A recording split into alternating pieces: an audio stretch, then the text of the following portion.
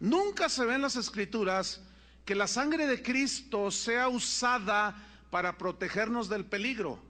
Me cubro con la sangre de Cristo, diciendo que me cubro del peligro, ¿verdad? La sangre me protege. Ni para reprender demonios, ni para orar por los enfermos, ni para cualquier otro propósito que no sea el perdón de nuestros pecados. No hay un solo versículo. Es decir, que usar la sangre del Cordero de esa manera es darle una aplicación supersticiosa y que raya en la idolatría. ¿Por qué? Porque la Biblia no enseña nada al respecto. Repito, no hay un solo versículo que nos diga que invoquemos la sangre de Cristo, pero sí hay muchos versículos que hablan de que invoquemos el nombre del Señor. ¿Sí o no? Y también Jesús dijo: en mi nombre echarán fuera demonios, en mi nombre pondrán sobre los enfermos sus manos y sanarán. En mi nombre, todo lo que pidieres al Padre, en mi nombre, cualquier cosa, sanidad, provisión, protección, bienaventuranza, lo que sea que tú desees pedir, no es invocando la sangre de Cristo, sino pidiendo al Padre en el nombre de Jesús. Eso es lo que la Biblia enseña, ¿sí o no? Ahora, aquí viene una pregunta. Si esto fuera bíblico, de invocar la sangre de Cristo y usarla para todo ese tipo de cosas, ¿por qué los apóstoles nunca lo hicieron? ¿Cuándo se ve a los apóstoles hacer semejantes declaraciones en las Escrituras? Nunca. Entonces, si esto fuera bíblico, ¿por qué los apóstoles hicieron semejante omisión? ¿Me expliqué? O sea, si fuera algo bíblico, ¿por qué los apóstoles omitieron? No hay un registro en la Biblia. No hay registro en los primeros siglos de que los cristianos invocaran la sangre de Cristo para que los protegiera o los librara de los ataques demoníacos. Ahora fíjate, el único texto que citan los que creen en estas cosas es Apocalipsis 12:10. Vamos a leerlo. Apocalipsis 12, versículo 10. Y dice: no, espérame, pastor, la Biblia sí dice que se puede hacer eso con la sangre de Cristo. Y vamos a leerlo, porque este es el típico, como es el único versículo que habla más o menos, da a entender eso. Vamos a ver si realmente significa lo que algunos dicen que significa. Apocalipsis 12, versículo 10. ¿Ya lo tiene?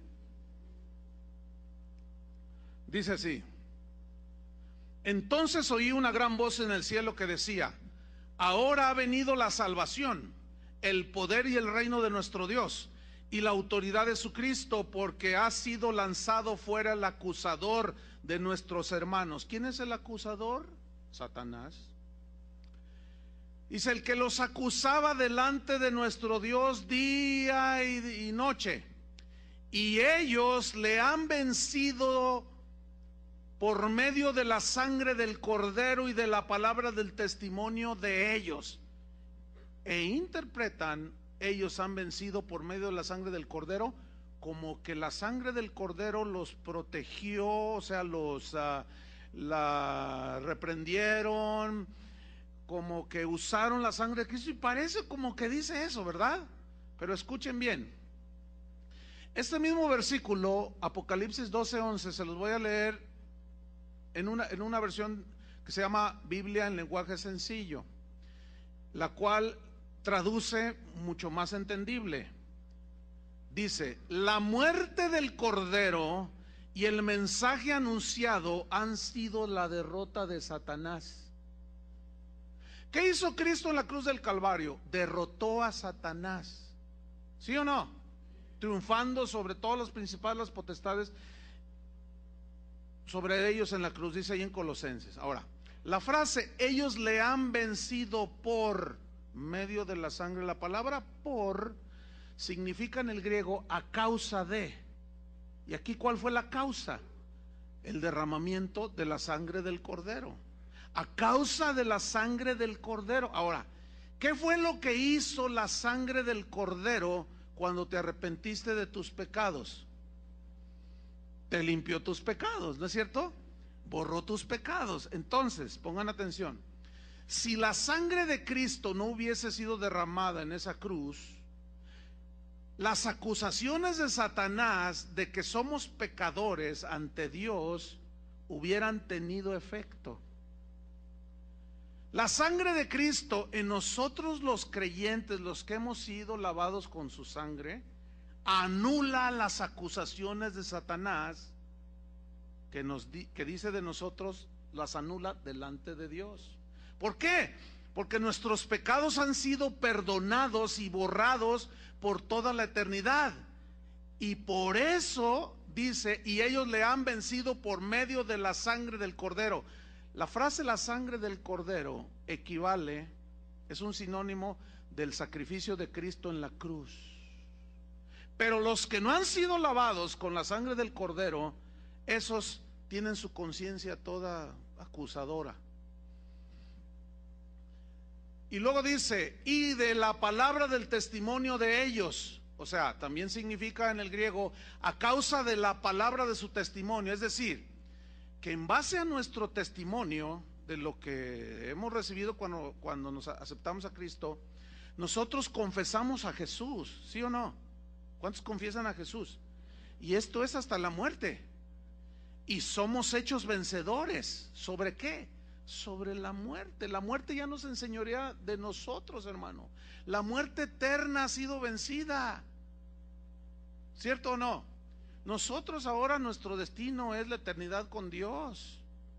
Entonces, ahí se aplica, pero déjeme decirle una cosa.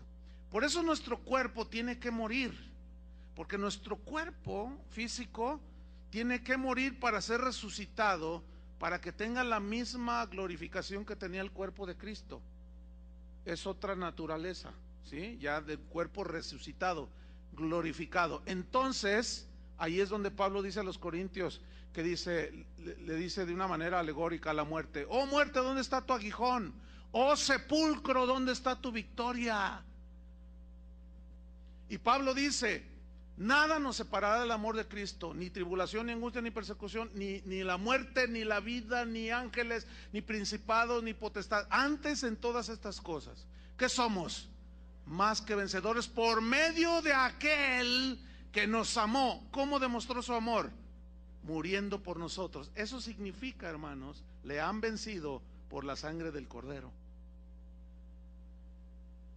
No hay ningún forzamiento al texto, todo encuadra perfectamente con el contexto general de las Escrituras respecto al sacrificio de Cristo. Déjeme hacerle una paráfrasis de este versículo de Apocalipsis. Ellos le han vencido por medio de la muerte de Cristo en la cruz, o sea, el acusador, porque sus pecados han sido lavados por esa sangre que Cristo derramó, y Satanás, por lo tanto, no puede acusarlos ni dañarlos, puesto que estos han saldado su deuda con Dios. ¿Entendieron? Pero entonces viene otra pregunta aquí. ¿Qué significado tiene entonces la sangre de Cristo? Bueno, escúcheme bien. La sangre de Cristo, ponga atención, no fue derramada para ser usada. No, la sangre de Jesús fue derramada con propósitos. O sea, ¿para qué fue derramada? Para esto, no para ser usada con protejo mi casa. Sangre de Cristo, cubro con la sangre de mi carro nuevo, pues es del año, hay que cubrirlo, ese es mi seguro, ¿verdad? No me pasará, no. La sangre de Cristo no es para ser usada de ninguna manera, no. La sangre de Cristo fue derramada para cumplir propósitos. La sangre de Cristo siempre en la Biblia, siempre, digan todos siempre,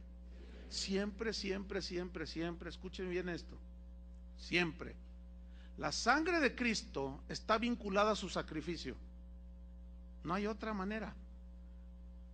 Para haberse dado el hecho de que Cristo derramara su sangre, tuvo que haber sacrificio. O sea, no se puede desligar.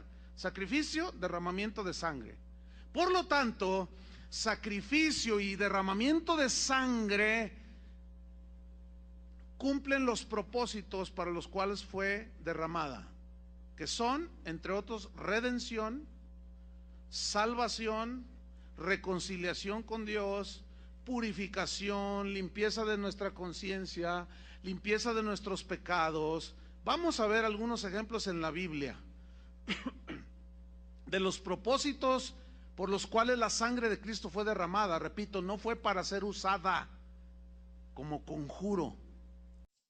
Doctor Alducin, ¿es bíblico la doctrina de cubrir los objetos y personas con la sangre de Cristo? No. Ejemplo, yo cubro con la sangre de Cristo mi casa. ¿En qué Biblia está eso? Ni en los mormones está eso tampoco, ¿verdad? Yo creo que ni en el Corán está eso. Esas son costumbres y tradiciones que hemos inventado. ¿Qué es la sangre? ¿Qué es la sangre? La sangre es la vida. Cuando Jesús derrama su sangre, ¿qué derramó? Su vida, porque la vida está en la sangre. Entonces, cuando tenemos a Cristo entre nosotros, ¿a quién tenemos? La vida de Cristo. Y cuando decimos, la sangre de Cristo me cubre, ya estoy cubierto, porque lo tengo a Él dentro de mí. Entonces no necesito que te cure la sangre de Cristo, porque no aparece, ya fuimos rociados con la sangre de Cristo. Dice 1 Pedro, cuando recibimos a Cristo dentro de nosotros, y fue su sangre la que nos dio la vida, porque es la vida la que está en la sangre. Como tampoco ya hay que ungir mi coche cuando compro un carro, mi casa, para que no entren los demonios, porque todas esas cosas pertenecieron al Antiguo Testamento. Ahora es la oración. Tengo mi casa, mi coche, mi motocicleta. Padre, te encargo mi casa. Reprendemos todo espíritu de aquí. Esta casa es usada para la gloria de Dios. Mi carro es para la gloria de Dios. Guárdanos de choques, de accidentes. Pero estar ungiendo las cosas perteneció al Antiguo Testamento, porque el aceite era un símbolo del Espíritu Santo. La única parte que se usa el aceite en el Nuevo Testamento es en Santiago 5. Unjan a los enfermos. Y los líderes y la oración de fe salvará al enfermo. Pero estar ungiendo y bajo la sangre de Cristo, etcétera, etcétera, son frases que hemos acuñado, ¿verdad? Y queremos, yo entiendo lo que quieren decir, ¿verdad? Te cubro bajo la sangre de Cristo, o sea que estoy diciéndole a mi hijo, ¿verdad? Que el Señor te proteja, pero si mi hijo se porta mal, ni la sangre de Cristo lo va a cubrir. Entonces no es mágico esto. Casi es como el agua bendita.